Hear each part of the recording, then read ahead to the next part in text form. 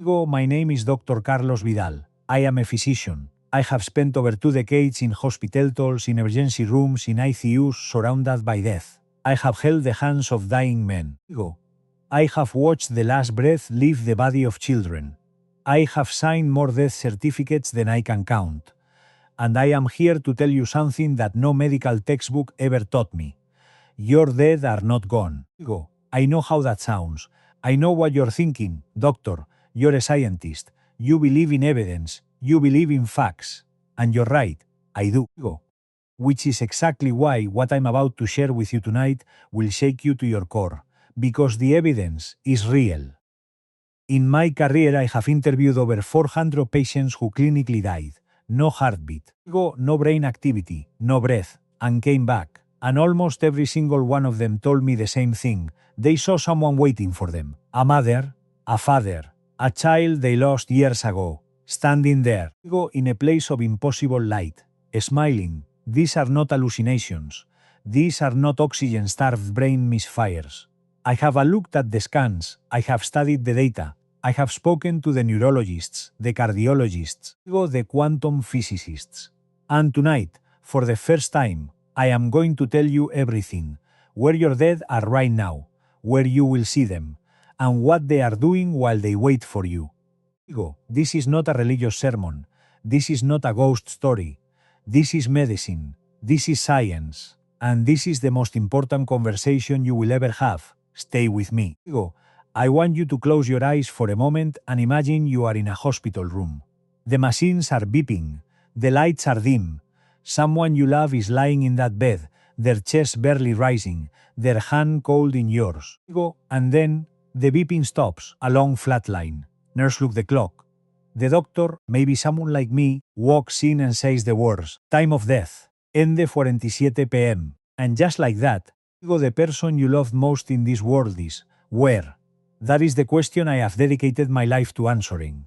Not as a priest, not as a philosopher, as a doctor. As a scientist who refuses to look away from uncomfortable evidence. Let me tell you what happens in that room. Not what we were taught in medical school, but what I have personally witnessed and documented. In the first seconds after clinical death, something strange occurs.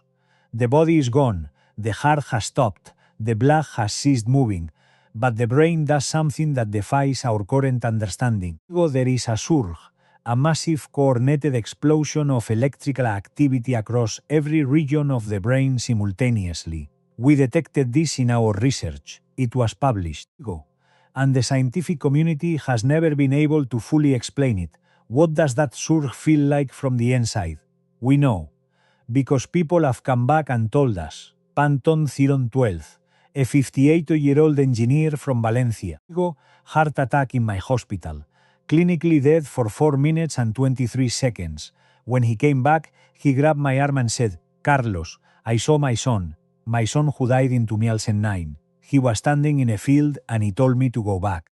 This man had not spoken of his son in years. He was not religious. He was an engineer who believed in nothing he could not measure. Duentre City 1, a 34-year-old woman, surgical complication, dead for over 6 minutes. She described the space, not dark, not bright, but somehow both. And in that space, her grandmother was waiting. Her grandmother, who had died when this patient was 3 years old. She described her grandmother's dress. The color of her hair. A birthmark on her left hand. We verified it with family photographs. How does a 34-year-old woman accurately describe the physical appearance of a woman she last saw when she was 3 years old? While clinically dead? Tell me, because I have no medical explanation. Here is what I believe, and what the emerging science is beginning to confirm. Consciousness is not a product of the brain. The brain is more like an antenna. It receives consciousness the way a radio receives a signal. And when the antenna breaks, when the body dies, the signal does not disappear. It goes somewhere else. Quantum physicists call it non-local consciousness. Dr. Pim van Lommel, one of the most respected cardiologists in the Netherlands, published a landmark study in The Lancet, one of the most prestigious medical journals in the world, confirming that near-death experiences are real, consistent, and cannot be explained by brain chemistry alone. His conclusion? Consciousness survives bodily death. Now let me tell you what this means for you personally. Right now, in this moment, if you have lost someone, a parent, a sibling, a child, a friend, they did not simply vanish.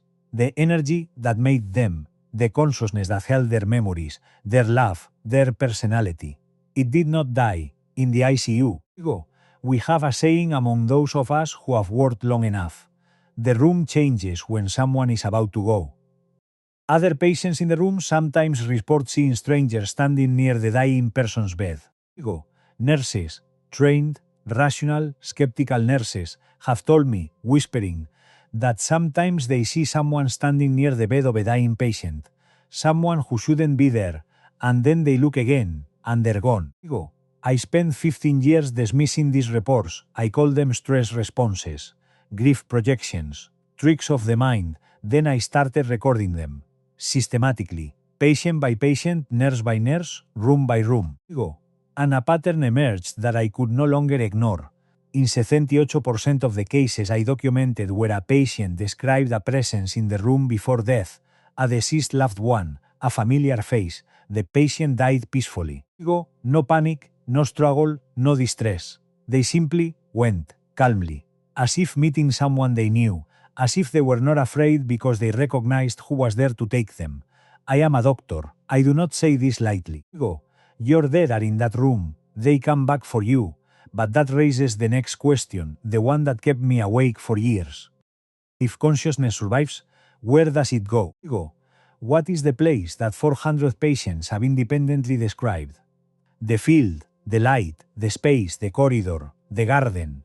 The locations differ in detail but converge on one truth. There is somewhere to go. And that is what we are going to explore next. No two near-death experiences are identical. But here is what shocks most people when they see the data compiled. The structure is almost always the same. I have now collected and coded over 400 first-person accounts. I have cross-referenced them with global NDE databases from the University of Virginia, the IANS Research Archive, and independent European studies. And what I found is not chaos. It is not random hallucination. It is a map. Let me draw it for you. Almost universally, at the moment of death, patients describe a sensation of leaving the body. Not a dream of floating, a fact of floating. They can see their own body below them. They describe the room in accurate detail. In verified cases, patients have described conversations happening in other rooms, medical procedures occurring after they lost consciousness, and even events in hallways outside their room, all later confirmed by staff. This is called veridical perception during NDEs, and it is scientifically documented. After leaving the body, most patients describe movement. A tunnel is the common word, but many say it felt more like being pulled, gently, magnetically, toward something. Not darkness, not emptiness, something with warmth. Then comes the light. Every culture, every religion, every nation, every age group, they all describe it. A light that is not like sunlight. It does not hurt the eyes. It has personality. It feels like love expressed as a physical substance. Several of my patients, including atheists, including people who had never prayed a day in their lives, described the light as the most real thing they had ever experienced. More real than their own bedroom. More real than their own face in a mirror. One patient, a molecular biologist, a woman who spent her career studying the chemical basis of life, came back from a 7-minute cardiac arrest and said to me, "Carlos, everything we study in science, it's the shadow. That place is the substance. We've had it backwards. Now, and this is the part that destroyed me the first time I compiled the data, in 91% of cases where a deceased loved one is seen during the NDE, the encounter happens in this space, in the light, in the field, in what many describe as an impossibly beautiful environment. They are not wandering, they are not lost, they are there, waiting, in a place of perfect peace and impossible beauty, and they have information. Patients consistently report that their deceased loved ones communicated with them, not always in words, but in what many describe as instant knowing. You think of a question, and the answer is already there, transferred directly, completely, without confusion. And what do they say? What message do the dead give? I have read through 400 accounts. The messages are remarkably consistent. Let me give you the three most common. Everything is okay. It is not your time yet. We will be here when you come. That last one. We will be here when you come, not if, when. Now some of you are wondering, is this heaven? Is this what religion describes? I will not tell you what to call it. I am a doctor, not a theologian. But I will tell you what the data shows. The experience is not filtered through religion. Christian patients do not exclusively see angels. Muslim patients do not exclusively see descriptions from the Quran. Buddhist patients do not exclusively see descriptions from their tradition. They all see the same thing, a space of light, deceased loved ones, peace beyond understanding. This suggests to me that the experience is not a projection of belief. It is an encounter with something that exists independently of what we believe about it. That is what science means. Something real is happening. Something real is there. Now I need to tell you something difficult, and this is where the story gets darker before it gets brighter. Because not all NDEs describe this. A small percentage, roughly 15% in my data, describe something different, not peaceful, not light, and understanding those accounts is just as important. I debated whether to include this part. As a doctor, I believe in informed consent. You deserve the complete picture, and the complete picture includes the accounts that my patients whisper to me in hospital rooms, sometimes grabbing my arm, sometimes with tears streaming down their faces, the accounts where death was not peaceful, approximately 15% of NDEs in documented research. And the number may be higher, because people are less likely to report these, are what researchers call distressing or hellish near-death experiences. And before you dismiss this as religious fear-mongering, understand, these accounts come from the same population, same demographics, same cross-section of believers and non-believers, same random distribution. It is not about belief. It is about something else entirely. Let me describe what these patients experienced. The body living stage is often the same, but then, instead of warmth, instead of light, instead of movement towards something, there is stillness, darkness. Not peaceful darkness like sleep, but aware darkness. The patient is conscious, fully alert and alone. In some accounts there are sounds, not voices of loved ones. Sounds that patients struggle to describe. Some say it is like distant crying, or like the echo of every regret they ever had, played back simultaneously. One patient, a 44-year-old man, successful businessman, by his own description not a particularly kind man in his life, died on my table for 9 minutes during a cardiac event. When he came back, he did not speak for 2 days. On the third day, he asked to see me privately. He told me he had found himself in a place of absolute isolation, not darkness, not light, emptiness. And in that emptiness, he experienced something he called the review. Every moment of his life, but felt from the perspective of every person he had ever hurt, every harsh word, every selfish act, every moment he chose cruelty over kindness.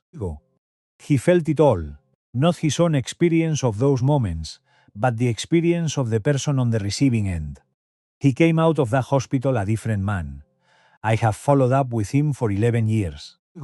He has devoted his life to charitable work.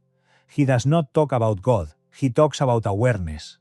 About the terrifying reality that what we do to others, we do to ourselves, because on some level, we are not separate. What determines which experience you have? I cannot tell you definitively, but across 400 accounts, patterns emerge, those who live with intentional cruelty, not occasional mistakes. We all make those, but deliberate, sustained harm to others, are overrepresented in the distressing accounts. Those who live with love, imperfect, struggling, human love, overwhelmingly report the peaceful experience, the light. The waiting faces of the beloved dead. There is a second category of distressing accounts that I find even more scientifically interesting. These patients describe not darkness, but confusion. they describe a state that sounds remarkably like what various spiritual traditions call being stuck. They are aware they have died. They can still perceive the physical world around them, the hospital room, the grieving family, but they cannot interact with it.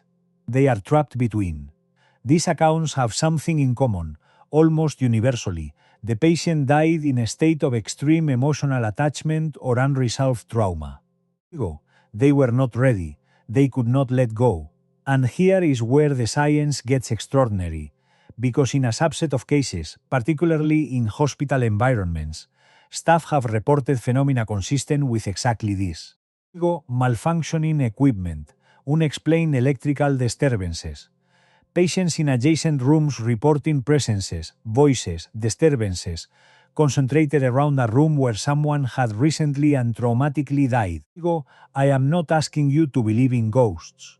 I am asking you to consider that consciousness, if it is non-local and persistent, might not always transition cleanly. That sometimes something gets caught. But here is the most important clinical finding. In every single distressing NDE account I have documented, every one, there was a turning point, a moment where the patient called out for a loved one, for help, for light, and something responded. Something always responded, even in the darkness, even in the isolation, even in the confusion of being caught between. The door back to the light was never locked, it was just not obvious. In 22 years of medicine, I have never written a prescription as powerful as the information I am about to give you, because the dead have been sending messages. Consistent, repeated, urgent messages. And because we dismiss the messengers, because we call them hallucinating, traumatized, or simply lucky to be alive, we have been missing those messages for generations. Tonight, I am delivering them. I have categorized the communications reported in my 400+ NDE accounts into thematic groups. What follows are the most statistically significant messages, the things the dead, the light, the experience tried hardest to communicate. Measure 1. Time is not what you think it is. This is the most universally reported cognitive shift in near-death experiences. Patients report that during the NDE, time ceased to function in any recognizable way. Past, present, and future were simultaneously accessible. One patient described it as standing in a room where every moment of her life was happening at once. Not chaotically, but in perfect, intelligible order. The implication is staggering. If consciousness exists outside of linear time, then the concept of gone becomes philosophically incoherent. Your dead are not in your past. In the space they occupy, there may be no past, there may only be now, an eternal, living now that contains every moment they ever shared with you. Perfectly preserved, permanently accessible. They are not waiting in the way you wait for a bus. They are existing in a state where waiting has no meaning. And when you arrive, whenever that is, it will feel to you both like a reunion and like you never left. Message 2. Your grief is felt. This shattered me the first time I encountered it. Multiple patients, independently, in different hospitals, in different years, reported that their deceased loved ones communicated awareness of the grief being experienced on Earth. They see it, they feel it, and almost universally, the message is, please, don't suffer as much as you are suffering. We are not suffering. We do not want you to suffer for us. One woman, 67 years old, had been in clinical grief for 11 years following the death of her husband. She was admitted for cardiac issues and briefly died during a procedure. She came back and said her husband was there, and his only urgent message, the thing he needed her most to hear, was, you have been carrying this for too long. Put it down. I am fine. I am better than fine. I need you to leave. She told me that. And then she wept. Not from sadness. From relief. Most of 3. Love is not metaphorical. It is structural, across cultures, languages, ages, and belief systems. One thing dominates the descriptions of the afterlife space. It is made of love. Not love as an emotion, love as a substance. The fundamental fabric of whatever place consciousness goes. Patients describe it as, like love had a physical form, like swimming in warm light that was also somehow emotion, like the love you feel for your child, ego, multiplied by infinity, and that's the air. If this is true, and 4 plus accounts suggest something real is being described, then every act of love you have ever expressed is not lost. Ego, it is literally structural to the universe your loved ones now inhabit, every time you love them, every hug, every kind word, every sacrifice. It is not just memory, it is the building material of where they are. Ego. Message 4. Death is not the ending they feared. This one is important for those of you carrying guilt about loved ones who died afraid, who died in pain, who died confused or alone or suffering, almost universally. Ego. Patients report that the transition itself, that threshold moment, is experienced as release, not as suffering. Even in cases of violent or traumatic death, patients report that at the moment of actual death, pain ceased, ego, fear ceased, and something they can only describe as overwhelming peace arrived. The suffering before death is real and terrible. I do not minimize it. I have watched it. I have tried to ease it. Ego. But the moment of death itself, based on every account I have, appears to be merciful. Your people were not trapped in their final moments. They were freed from them. Pay 5. They want you to finish. Ego. This is perhaps the most urgent message of all. Patients report that deceased loved ones actively encourage them to return to life, to finish what they started, to not leave early, to live the life they have. Ego. The deceased loved ones, from whatever perspective they now hold, can apparently see something the living cannot, that the life being lived, even in its pain and imperfection and grief, has value that is not yet complete. Ego.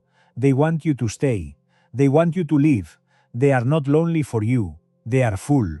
And they want you to be full too, in whatever time remains.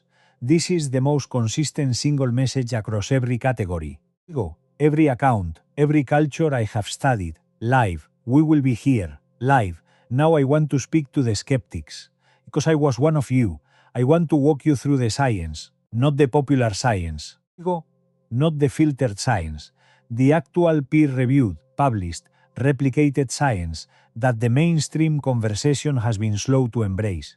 Because the evidence for consciousness surviving death is not fringe. Ego. It is not wishful thinking. It is accumulating, quietly, in respect journals, authored by respected scientists, and the implications are so enormous that the academic world is only beginning to process them. Ego. Let me start with what I consider the most important study ever conducted on this subject, the AWARE study. Dr. Sam Parnia, a critical care physician at NYU Langone, conducted a multi-year, multi-hospital study, the largest of its kind, specifically designed to test whether consciousness can exist and accurately perceive the external world during clinical death. His methodology was brilliant. He placed hidden visual targets, images, symbols, on high shelves in cardiac resuscitation areas. These targets were positioned so that they could only be seen from above, from a vantage point that a floating, out-of-body consciousness would have. They could not be seen from the floor, from any medical staff position, or from the patient's bed. He then interviewed survivors of cardiac arrest to see if any could describe these targets. The results were not what skeptics predicted. While the numbers were small, limited by how few patients could be interviewed, in verified cases, patients described accurate details of their resuscitation that they could not have perceived from a normal sensory position. One patient accurately described the visual appearance of the resuscitation team. Specific actions taken and specific words said during a period when he had no cardiac activity and no detectable brain function. Dr. Parnia's conclusion. The data suggests consciousness can operate independently of the brain during cardiac arrest. Now let me take you deeper into quantum physics. The orchestrated objective reduction theory, developed by physicist Sir Roger Penrose and anesthesiologist Dr. Stuart Hameroff, proposes that consciousness is not generated by the brain's neural activity in the way conventional neuroscience assumes. Instead, it is a quantum process occurring within protein structures called microtubules inside neurons. Here is the key implication: quantum information cannot be destroyed. It is a foundational principle of quantum physics. Information is preserved, even when the physical system that held it collapses. If consciousness is quantum in nature, if your sense of you, your memories, your personality, your love, exists as quantum information, then it cannot be destroyed when the brain dies. It can only be transformed, redistributed, moved to where ego. That is where Penrose and Hameroff's language becomes almost poetic. They suggest quantum consciousness, upon death, returns to, and I quote, the fabric of the universe itself. Ego. Your loved ones did not go into nothing. According to one of the most celebrated mathematical minds of the 20th century, they went into everything. Ego. Now I want to tell you about a field of research that gets almost no mainstream attention, but which I consider perhaps the most compelling of all, the Global Consciousness Project, based at Princeton University, running continuously since 1998. What it does is this: it maintains a network of random number generators, hardware devices that produce genuinely random electronic noise, distributed across the globe. In a purely random system, these devices should produce random output with no correlation to world events. But they don't. During events of massive, coordinated human emotional focus, September 11, 2001, the death of Princess Diana, major global moments of collective grief or joy, the random number generators around the world become measurably less random. They begin to correlate, to synchronize, as if human consciousness, experienced simultaneously by millions, creates a measurable effect on physical systems. This has been documented, replicated, and published. The lead scientists at Princeton are not mystics. They are statisticians and physicists. What does this mean? It means consciousness is not trapped inside individual skulls. It interacts with physical reality. It has reach. It has effect. It is not a byproduct of matter. It may be something that matter responds to. And if that is true, then consciousness at scale, the consciousness of everyone who has ever lived, all of it, does not disappear when bodies die. It continues to interact with the fabric of the universe, with the random outputs of our machines, with the dreams of the living, with the subtle electrical fluctuations in brains of those who love them. Want you to think about a moment you felt the presence of someone who was gone. In a dream so vivid it didn't feel like a dream. In a smell that brought them back completely.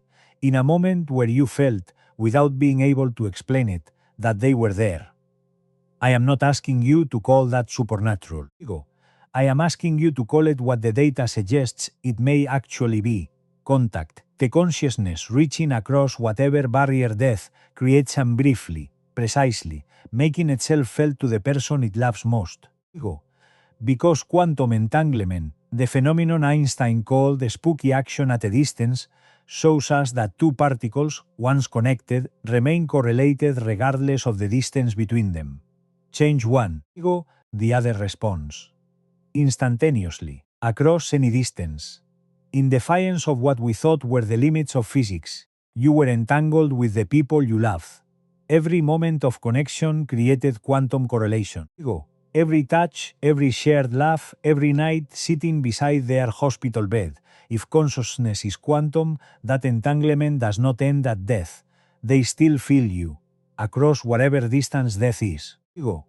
And sometimes, in the stillness, in the grief, in the moments when you are most open, you feel them back. I want to end with the part that matters most, not the theory, not the data, not the case studies. The part that I think you came here for, whether you knew it or not. When will you see them? And where? Let me tell you what the evidence says. First, and I say this as a clinician who has sat at more deathbeds than I can count, the reunion, in almost every documented NDE account, happens at death, at the actual moment of transition, not after, not before. At the threshold, every patient who has returned has described them waiting, right there. At the door, so to speak, not far away in some distant dimension, at the threshold of the transition itself. The moment you step through, they are the first thing you encounter. Your mother who died when you were 7, your husband of 40 years, your child you lost too soon, They are not somewhere far away in the cosmic distance. Ego, they are right at the edge of what you are able to perceive right now. And at the moment your perception expands, at the moment the filter of the physical body is removed, they will be there, immediately, without delay. Ego, without searching, they have not moved. You are simply not yet able to see them. This is the image I want you to hold. It has helped more of my grieving patients than any medication, any therapy, Ego, any clinical intervention I have ever offered. The people you love who have died are present, not distant, present. On the other side of a very thin boundary that your living senses cannot penetrate, Ego, and they are aware of you. They watch what you do with your remaining time. They feel your grief. They send what comfort they can across that boundary. And they wait, not in suffering, not in absence, Ego, not in nothing. They wait in fullness, in peace, in love, for the moment when the boundary dissolves and you come through. Now here is the second answer to where you will see them, and this one will surprise you. Ego, you may already be seeing them, right now, not in the dramatic sense, not apparitions in your hallway, but the research on grief suggests something that I find extraordinary. Ego, a significant percentage of bereaved individuals, studies suggest over 50%, report some form of sensory experience of the deceased in the month following death. Dreams that felt like real contact. Voices, smells, Ego, physical sensations of presence. These are almost universally dismissed, hushed, privately treasured but publicly denied. Ego, because we have built a culture that pathologizes grief contact experiences, rather than taking them seriously. But, what if we are wrong? Ego, what if some significant percentage of those experiences are not the grieving mind inventing comfort, but the consciousness of the deceased actually making contact, Ego, using the quantum entanglement of love to reach across the barrier? I cannot prove it with current instruments, Ego, but I can tell you that in every single culture human history, before they were told what to believe by modern materialist science, people reported contact with the dead as a normal, expected, Ego, un remarkable part of the grieving process. The dreams were considered real, the visions were considered real, the voices were considered real. We are the anomaly. Our dismissal is the historical exception. Ego, so here is my clinical recommendation to you. Not as a spiritual advisor, as a physician who has spent 22 years at the border between life and death. Stop dismissing the moments when you feel them. Ego, when you have a dream of someone you lost that feels more real than waking life, don't explain it away, receive it, write it down, take it seriously. When you smell their perfume in an empty room, don't feel embarrassed. Ego, stay still. Pay attention to what you're feeling in that moment, when you think of them and feel inexplicably that they are okay. Trust it, not blindly, but trust it enough to let it comfort you. Ego, because the evidence, the science, the cases, the quantum theory, the fourth thought accounts, all points to the same conclusion. They are not gone. The love is not wasted. The connection is not severed. It is only changed in form. Ego, let me tell you about the last patient I want to share with you tonight, a 79-year-old woman, admitted to my service in heart failure. Her husband had died 6 months before. She had no will to live. Ego, she told me that every morning she woke up was a disappointment because he wasn't there. Her grief was killing her as surely as her heart disease. We talked, really talked, Ego, the kind of talking that doesn't happen enough in medicine. And I told her what I've told you tonight, the evidence, the accounts, the science, the messages. She listened, and then she was quiet for a long time. And then she said, "So he's not waiting for me somewhere far away?" I said, "The evidence suggests he's right at the edge of what you can see." She nodded slowly, and something in her face changed. "Then I'm not alone in this room right now." "No," I told her, "I don't believe you are." She lived for 2 more years, good years, active years. Years of laughing with her grandchildren and eating well and waking up in the morning with something other than grief. She told me once that she talked to him every morning, not out of delusion, out of evidence. She died peacefully. And in the last moment, I was there. She looked at something above and to the left of her bed, and she smiled. The same smile I have seen on the faces of the dying for 22 years. Digo, the smile of someone who sees a familiar face, the smile of reunion. That is the answer to your question. Your dead are not far away. They are not lost. They are not in pain. They are not in nothing. Digo, they are waiting, at the very edge of your perception, in love, in light, in impossible peace, and they will be there when you arrive. I am Dr. Carlos Vidal. Go, and I have given you the most important medical report of my career. Now, go and live. Live until you see them. They have asked you to.